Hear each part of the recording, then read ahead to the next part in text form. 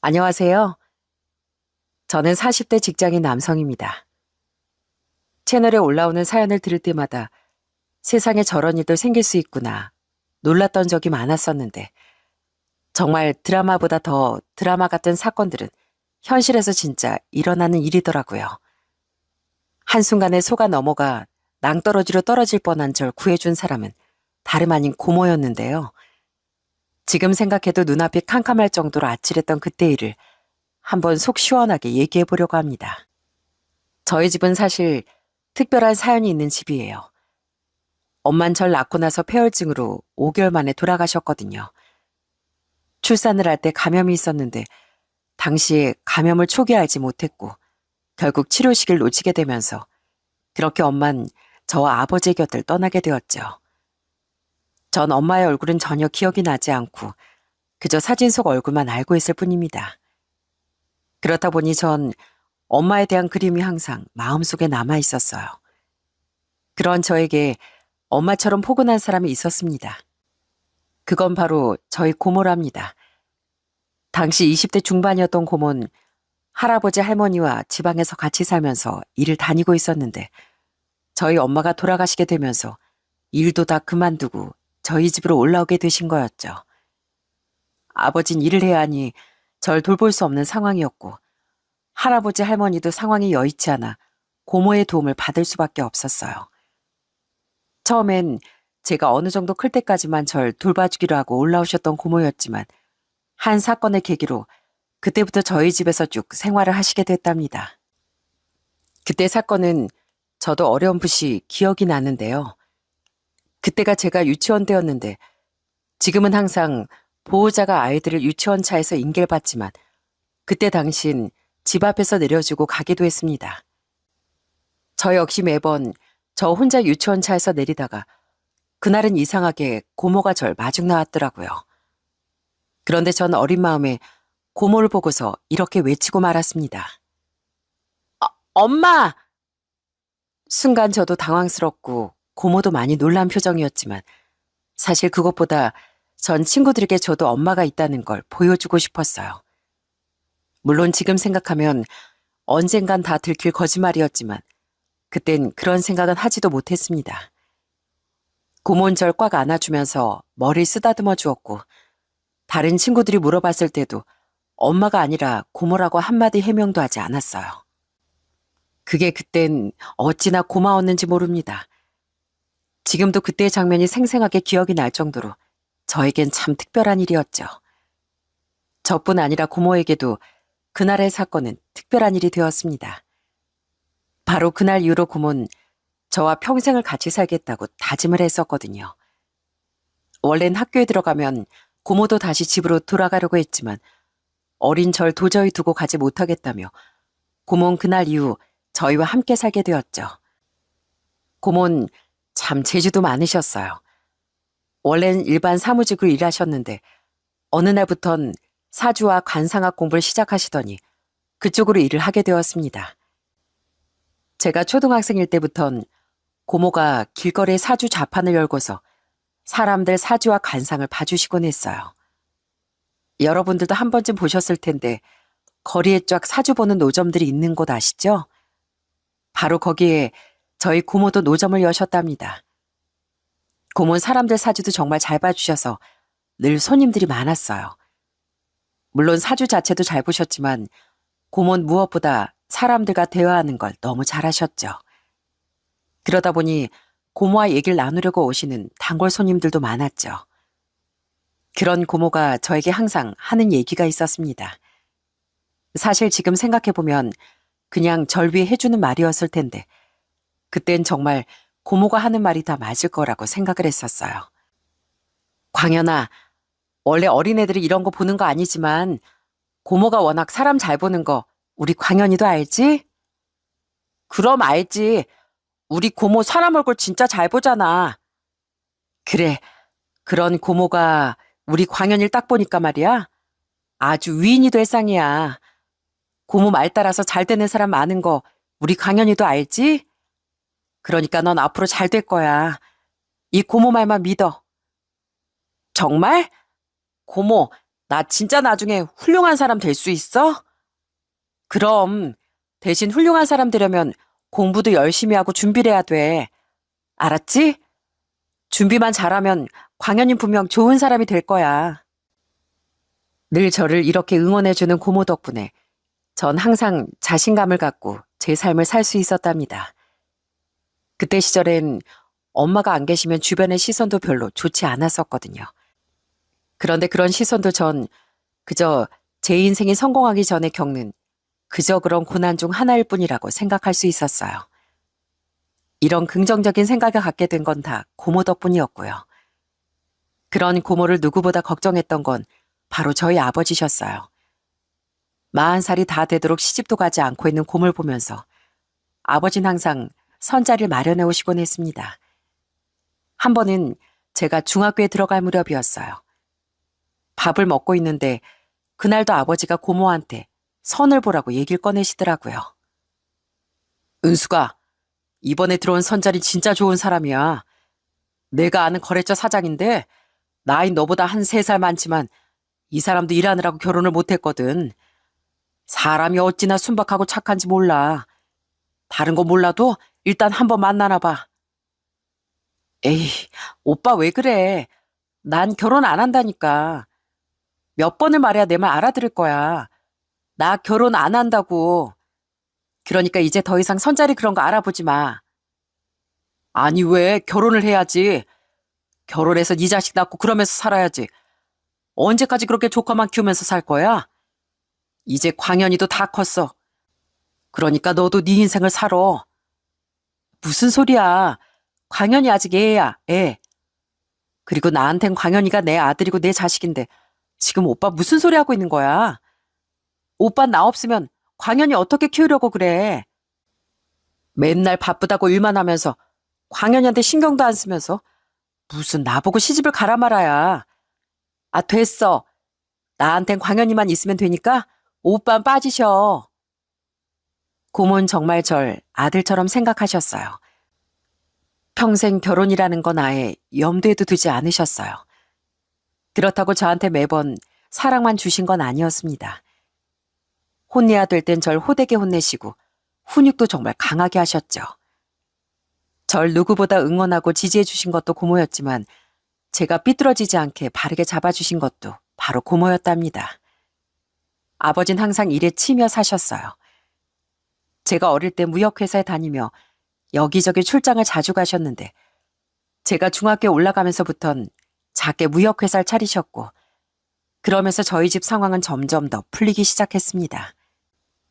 예전엔 고모와 아버지 두 분이서 열심히 일하면서 생계를 이어나가야 했지만 아버지 사업이 잘 되기 시작하면서부턴 생활에 여유가 생기게 되었죠. 그러면서 아버진 더 고모가 시집가길 원하셨는데 결국 고모의 그런 고집을 꺾지 못하셨죠. 그렇게 전 엄마나 다름없는 고모의 따뜻한 사랑을 받으며 잘 자랄 수 있었어요. 좋은 대학에 나와 졸업을 하고서 직장에 취직도 하게 되었죠. 그때쯤 아빠가 고모에게 큰 선물 하나도 해주셨어요. 바로 고모의 집을 마련해 주신 거였습니다.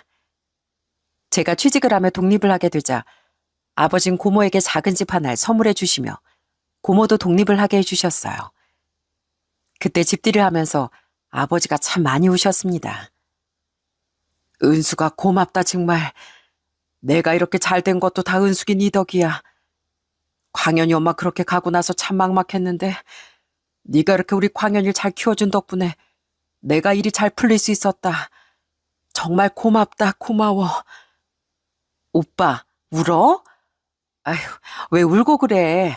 좋은 날 울지 마. 나야말로 고맙지. 지방에서 아무것도 모르고 살 뻔한 날 여기 서울까지 올라와서 살게 해준 사람이 오빠인데 뭘.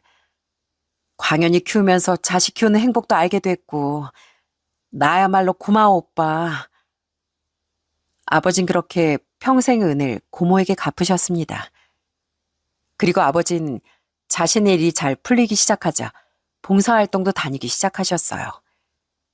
바쁜 와중에도 쉬는 날이면 아버진 그냥 쉬는 게 아니라 늘 봉사를 하러 가셨답니다.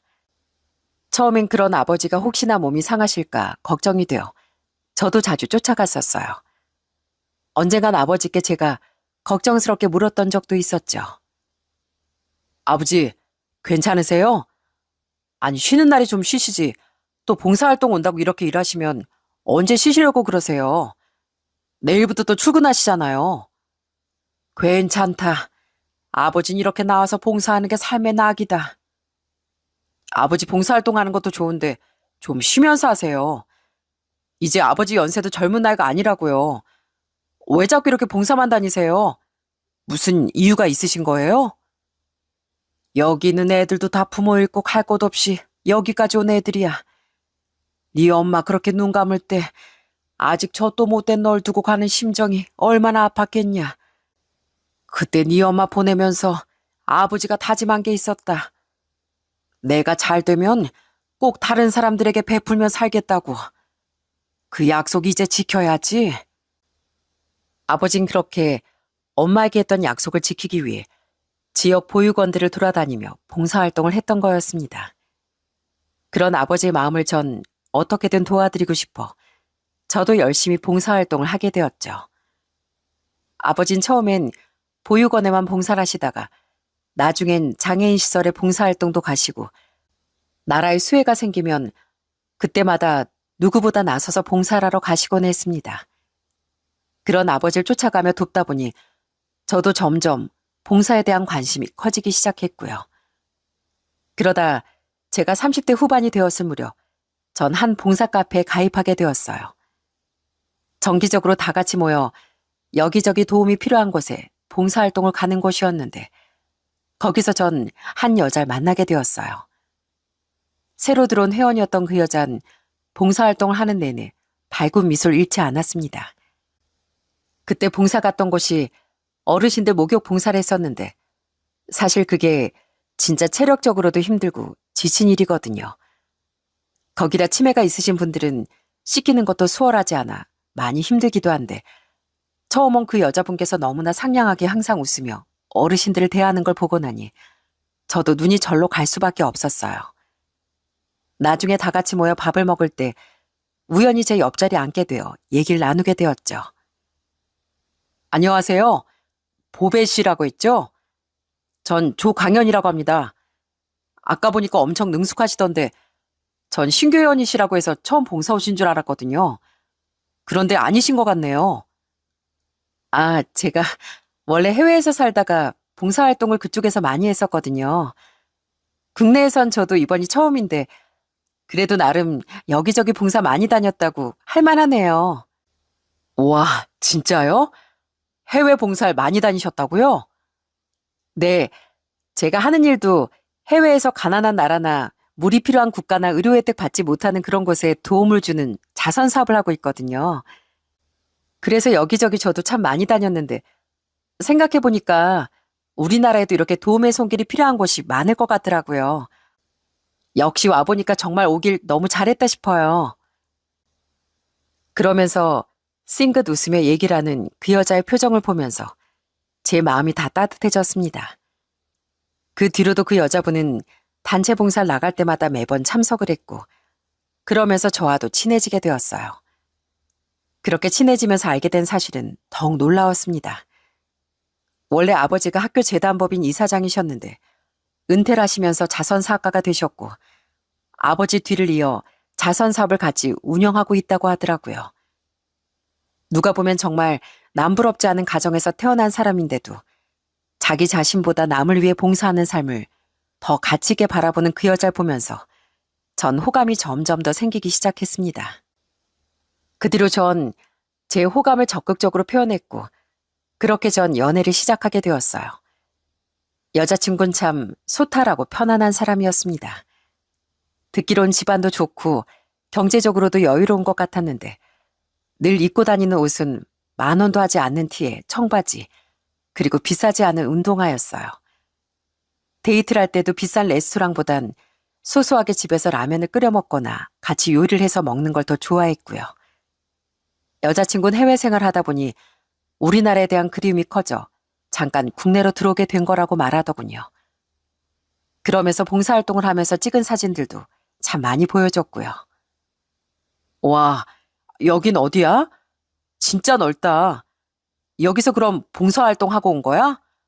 꽤나 더워 보이는데. 그치? 여기가 엄청 떼학볕에 주변에 아무것도 없었어. 우리나라처럼 수도시설이 되어 있는 게 아니다 보니까 물을 기르러 가야 하는데 거기까지 가는 것도 진짜 몇 시간을 걸어야 하더라고.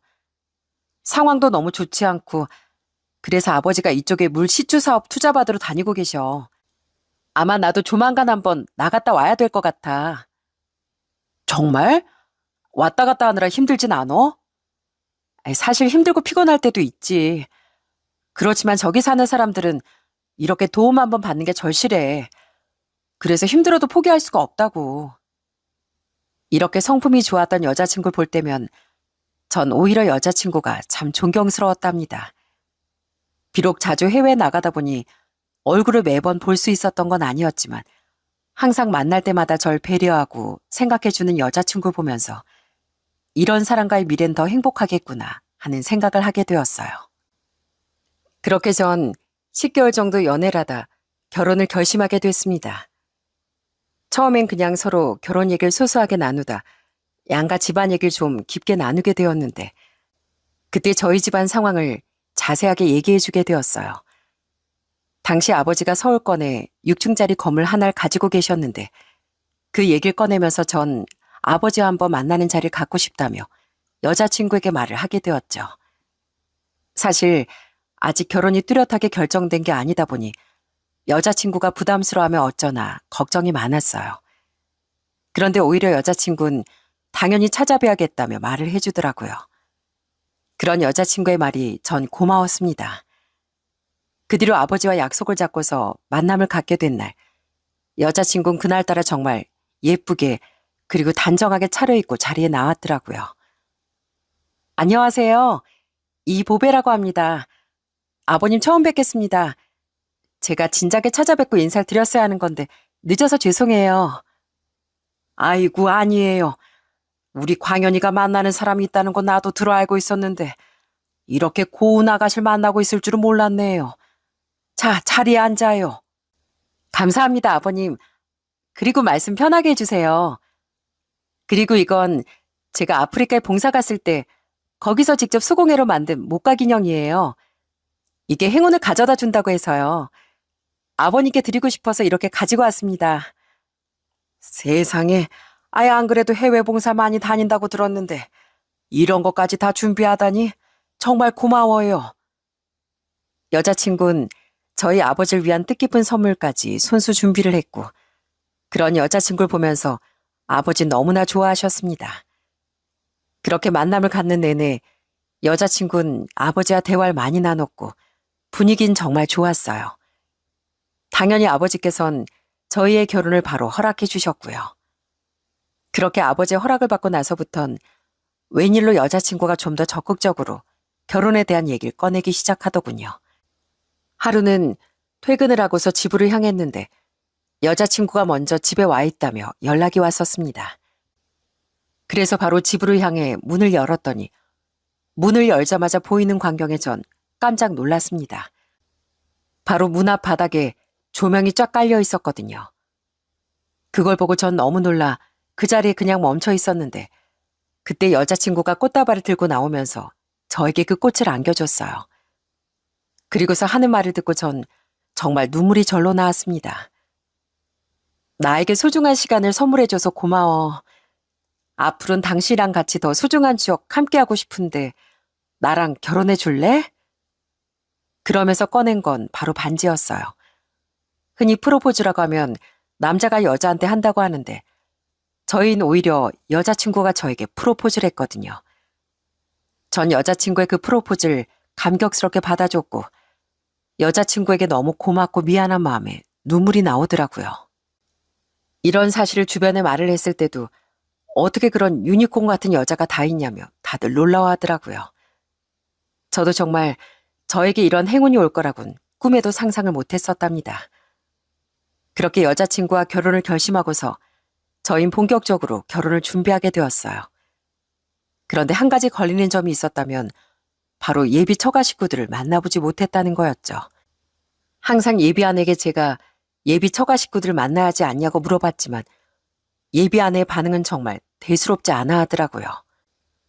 보배야, 근데 아무리 그래도 우리끼리 소소하게 결혼한다고 해도 결혼하기 전에 처가 식구들은 내가 만나봐야 하지 않겠어? 정말 결혼식 다 준비하고 만나봐도 괜찮은 건가? 난 좀 걱정되거든. 왜? 우리 가족들이 오빠를 별로 마음에 안 들어 할까봐? 걱정 마. 이미 내가 오빠 사진이며 다 보내드렸어. 나도 우리 가족들 얼른 보여주고 싶지. 근데 다들 봉사활동 간다고 여기저기 다니느라 연락도 잘 안 되고.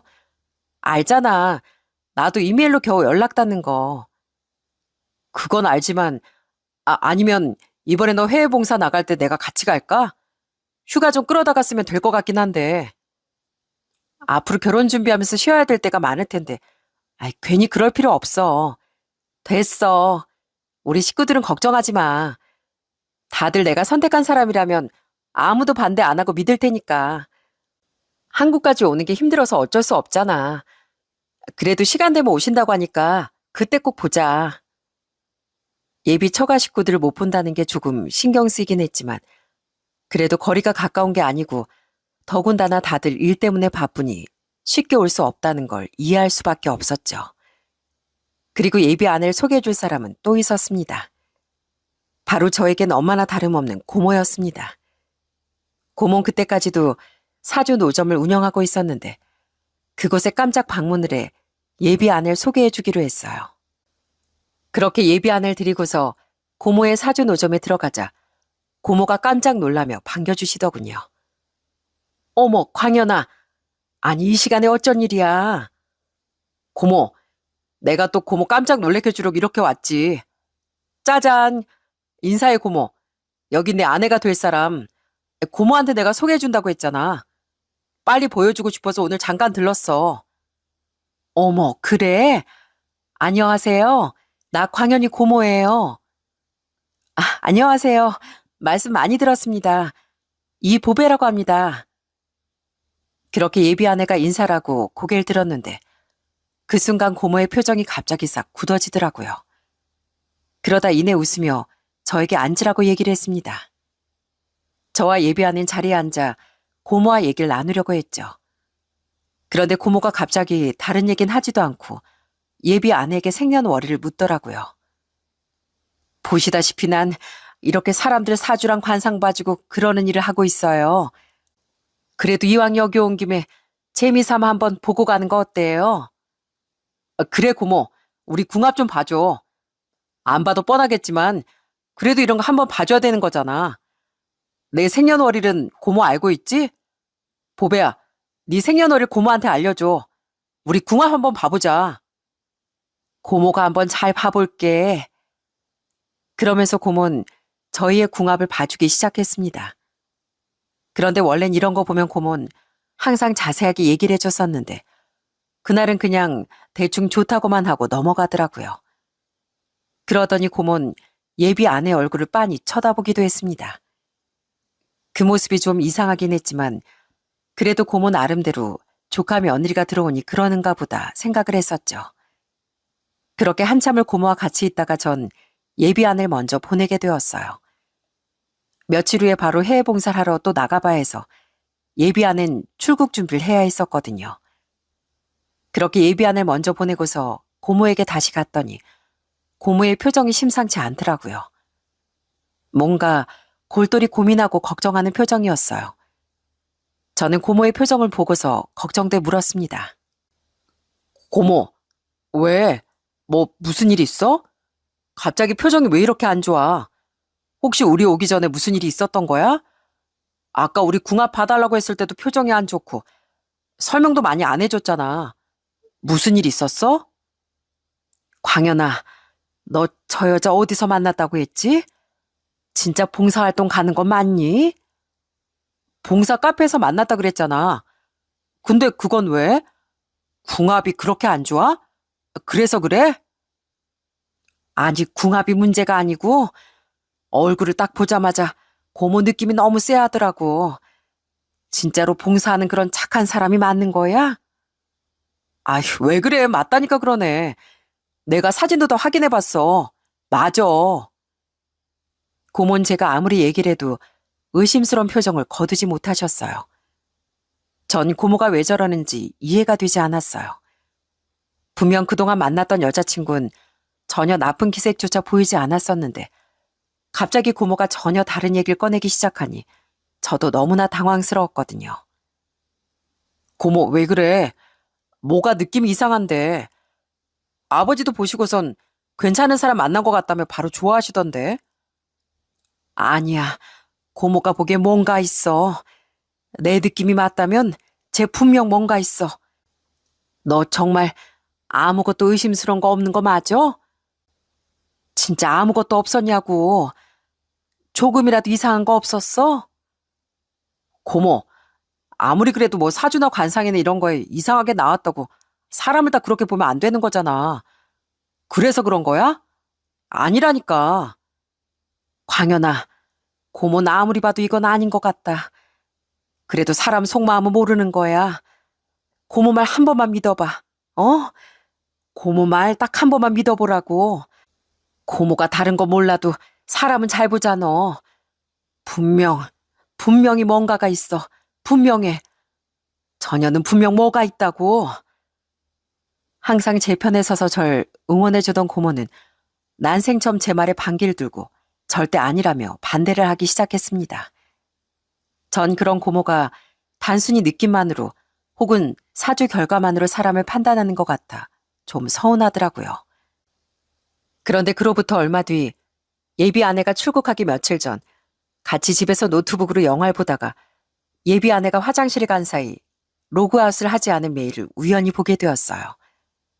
출국할 날짜에 맞춰 비행기 티켓 정보가 메일로 와 있더라고요. 그런데 그 출국 정보를 봤더니 거기 찍혀있는 도착지는 저한테 얘기를 했던 국가가 아니라 다른 곳에 도착을 하는 거였죠. 이게 도대체 뭔가 싶어 처음엔 예비 아내에게 물어보려고 했었어요. 그런데 그 순간 제 머릿속에 맴돌았던 건 바로 고모의 말이었습니다. 분명 뭔가가 있다는 고모의 말이 딱 떠올라 전 예비 아내에게 물어보지 않고 넘어가게 되었죠. 그리고서 며칠 뒤 예비 아내는 그대로 출국을 하게 되었어요. 그때 예비 아내와 함께 출국을 같이 한 사람이 있었습니다. 그건 바로 제가 의뢰한 심부름센터 직원이었죠. 그 직원은 예비 아내와 같은 비행기를 타고서 필리핀으로 향했습니다. 그리고 얼마 뒤 저에게 메시지가 하나 날라왔어요. 저에게 이메일을 보냈으니 확인해달라는 흥신소 직원의 메시지였죠. 저는 그 메시지를 보고서 바로 이메일을 확인해봤는데 거기 들어있는 정보를 보고서 정말 아연실색하고 말았어요. 그건 바로 충격적인 예비 아내의 실체 때문이었습니다. 흥신소 직원은 예비 아내의 뒤를 쫓아가 사진을 여러 장 찍어 보내줬는데 예비 아내는 봉사는커녕 다른 일을 하고 있었더라고요. 그 사진 속엔 예비 아내가 필리핀에 있는 카지노에 들어가 있는 장면이 찍혀 있었어요. 그리고 몇 장의 사진 중에선 예비 아내가 흡연을 하는 장면도 찍혀 있었고요. 전 예비 아내가 흡연하는 줄도 아예 모르고 있었거든요. 저와 만나는 동안엔 단 한 번도 그런 모습을 보인 적도 없었고 아예 냄새조차 나지 않았었거든요. 그런데 줄줄이 흡연을 하는 장면이 계속 찍혀 있었고 화장 또한 절 만날 때와는 다르게 정말 진하게 한 상태였어요. 그때 흥신소 직원이 저에게 전화가 오더니 더욱 충격적인 얘기를 하더군요. 사장님, 사진 확인해 보셨어요? 네, 근데 정말 이 사람 여기 간 거 맞습니까? 이번에만 간 건가요?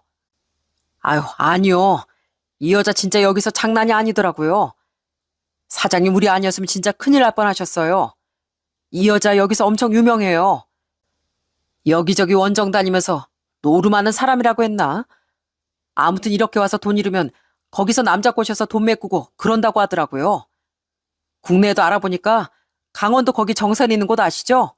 거기도 많이 가셨던데. 네? 뭐라고요? 이 여자한테 당한 남자가 한둘이 아닌 것 같더라고요. 어쨌든 다른 정보들도 싹 다 이메일로 보내드릴 테니까 한번 확인해 보세요. 근데 사장님, 아시는 게 다가 아닌 것 같습니다. 전 정말 충격에 휩싸였습니다. 그렇게 순진하고 착해 보였던 여자가 원정까지 다닐 정도로 노름에 빠져 있었다니. 눈으로 보고서도 진짜 믿기지가 않더라고요. 사실 이 여잔 한국에 유일하게 있는 강원랜드에도 수차례 출입을 했던 여자였습니다. 강원도에 있는 거기가 합법적인 곳이지만 베팅 금액도 최대로 해봤자 수십만 원 정도고 거기다가 사람도 진짜 많아서 도떼기 시장이라고 하더라고요.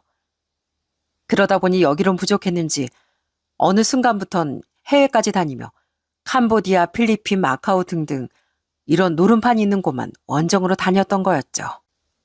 예비 아내가 말했던 이사장이고 뭐고 이런 건 싹 다 거짓말이었고 저에게 보여줬던 사진 역시 풍경들은 죄다 다른 사람들이 찍었던 사진들을 자신이 찍었다고 보여준 거였으며 본인이 나온 건 다 조작이었던 거였어요.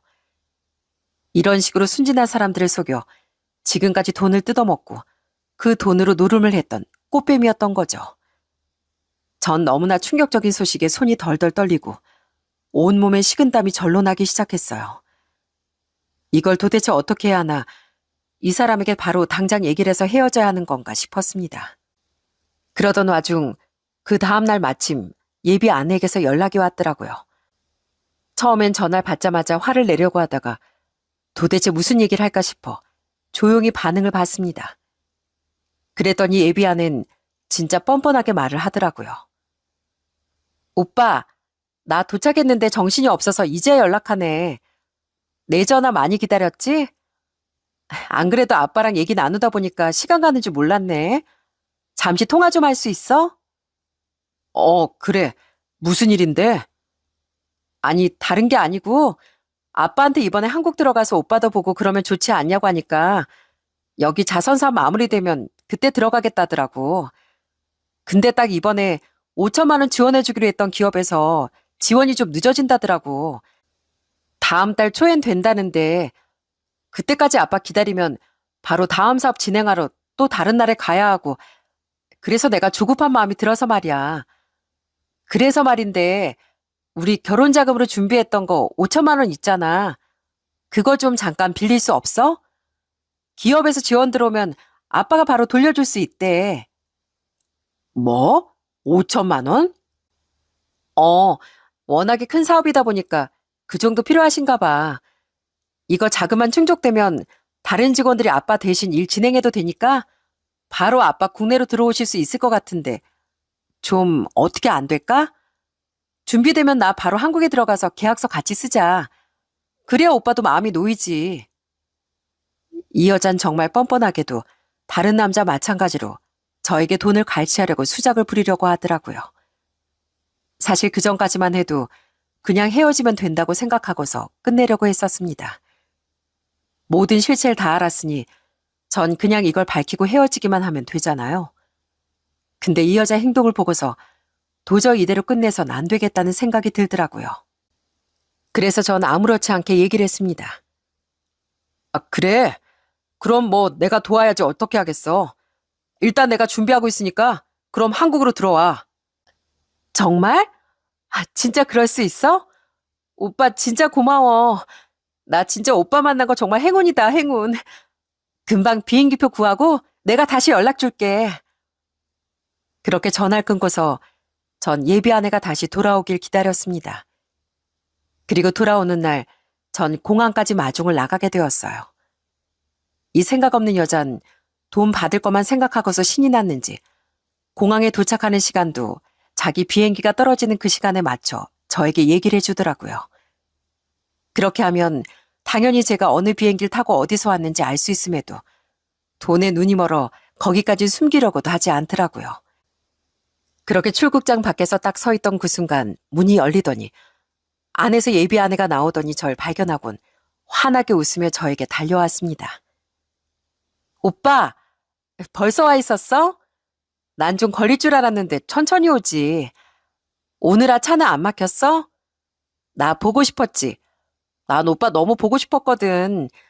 전엔 이 정도까지는 아니었는데 요즘은 왜 이렇게 오빠가 보고 싶은지 몰라. 비행기 타고 오느라 고생했겠네. 일단 나가서 커피라도 한 잔 마실까? 정리할 거 빨리 정리해야지. 커피?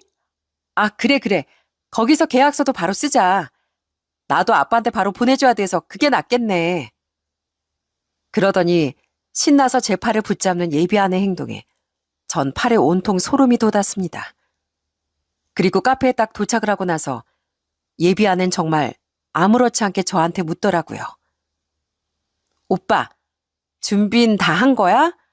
금액은 다 맞춰서 준비한 거지? 얼른 나한테 보내줘. 내가 아빠한테 바로 보내주면 되니까.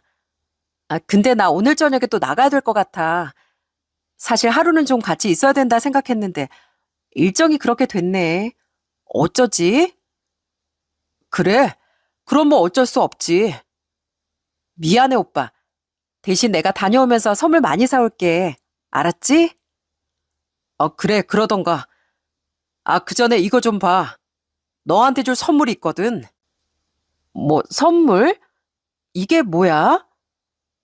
전 예비안에게 봉투 하나를 꺼내서 건넸습니다. 그랬더니 궁금하단 표정으로 바로 그 봉투를 열어보더군요. 그리고서 그 안에 들어있는 걸 보고 예비안은 얼굴이 새하얗게 질려버렸어요. 그 봉투 안에 들어있던 건 다름 아닌 예비아내가 원정으로 노름하고 있었다는 그 증거였거든요. 그리고 숨겨둔 진실도 그 안에 들어있었고요. 예비아내 말을 더듬으며 너무나 당황스러워했죠.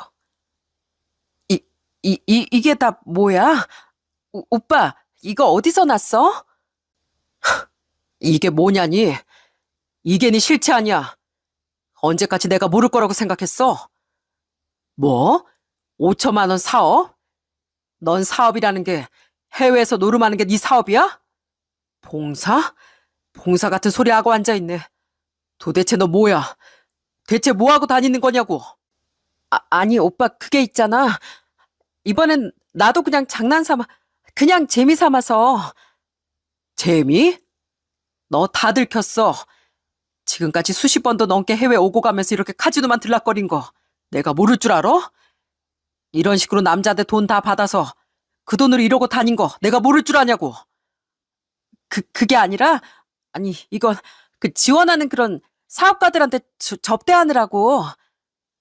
와, 이게 끝까지 거짓말이네. 야, 넌 이 사진을 보고도 그렇게 발뺌하냐? 네가 양심이 있어? 니네 부모 해외에 있다며. 근데 멀쩡히 한국에 살고 계시더라. 시골에서 농사 지으면서 자기 딸은 해외에서 일하러 갔다고 알고 계시던데. 그러자 예비아는 소스라치게 놀라더군요. 네, 예비처가 역시 모든 게 다 거짓말이었어요. 이사장을 했다던 예비장인은 처음부터 이사장도 아니었을 뿐 아니라 시골에서 소소하게 농사를 지며 살아가는 그런 사람들이었습니다. 아예 자기 딸이 한국에 있다는 것조차도 모르고 있었고 이렇게 원정으로 노름하는 줄은 생각도 못하고 있는 그런 사람들이었더라고요. 흥신소에 알아본 결과 이 여잔 지금껏 주변 사람들도 다 속이고서 그렇게 살아가고 있었던 거였죠. 처음엔 정말로 저에게 호감이 있었는지 모르겠지만 아버지를 소개하고 나서 저희 집에 어느 정도 돈이 있다는 걸 알게 되니 더 적극적으로 프로포즈를 하고 나섰던 이유도 죄다 저희 집에서 돈을 어떻게든 갈취하기 위해서였던 거였어요. 그런데도 소름 돋는 게 뭔지 아시나요? 그 여자가 모든 게 다 들통이 나자 미안하다, 잘못했다고 비는 게 아니라 갑자기 표정이 싹 바뀌더니 전혀 다른 모습을 보이기 시작했다는 거였어요. 와, 뒤에서 이런 짓까지 하는 줄 몰랐네. 사람 순진한 줄 알았더니 여자 뒷조사까지 하는 그런 사람이었어? 오빠 진짜 대단하다. 그런 사람인 줄 알았으면 나 이렇게까지 안 했을 텐데. 뭐? 너 지금 뭐라 그랬어? 재수없게 걸려가지고선 다 됐는데. 그래, 나 이렇게 원정을 노름하면서 다녔다. 왜? 뭐 어쩔 건데? 네가 나랑 결혼한 것도 아니고 피해본 것도 없잖아. 뭐라고? 피해를 본 게 없어?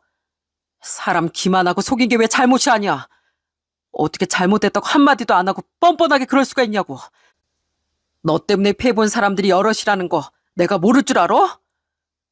아니, 그래서 오빠가 피해를 봤냐고. 그런 것도 없으면서 왜 나한테 큰 소리야? 재수 없으려니까. 됐고, 이제 다 알았으니 우리 사이는 쫑이네. 그럼 나 가도 되지? 뭐?